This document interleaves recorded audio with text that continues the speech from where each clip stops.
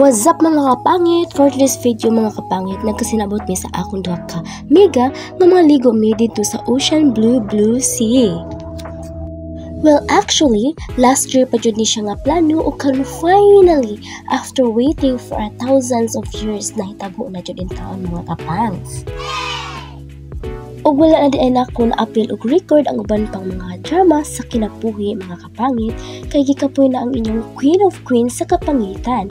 Og fast forward, finally naabot nami sa among destinasyon diri sa Tulingon Paradise og nag-decide mi nga amo na lang baktason ang dalan padulong sa iyang kasing-kasing. Wow! Medyo may kalayuan man daay ni sa kasada ang Paradise of Tulingon mga kapangit.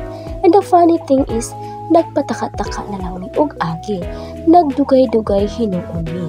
Imbes kay gutom na, nagsaag-saag pud hinuon. O diva? Hay, buhay.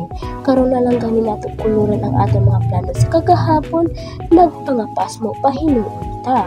But above all, so far so good, naabot naman pud hinuon mi sa Golden Paradise of Tulingon. Ug sa dihang naabot nami, dali-dali dayon namo og pang sit up ang among mga kagamitan. Kay bitaw mga kapangit, grabe na jud namo kagutom ana nga time. Pero dili ra man pud hinuon halata. Kay sige ra man ligita og katawa ani. Pero unta mga kapangit, normal pa ni siya. Ug sa dihang nahumana mig sit up sa among mga gamit, nag-picture na dayon mi.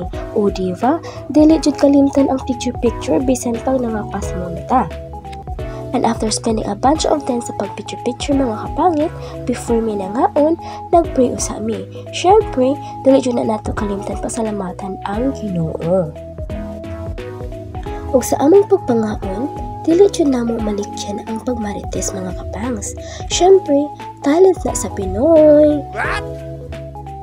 Ug bitaw mga kapangs, grabe paggana sa among pagkamarites ana nga time. Ug sa sobra kagana namo pagkamarites, nakalimot mi nga nangapas mo man di ay mi. Pero of course, secret ra kung unsa among gimarites. Pero kung na-curious jud mo or naamoy balak magmarites, i-PM lang ko kay mag 1-on-1 tag marites. Og bitaw mga kapangs, after sa among maritisan is di panghaon, finally, the three ugly duckling is ready to tampisaw sa kalawak-lawakan ng karagatan.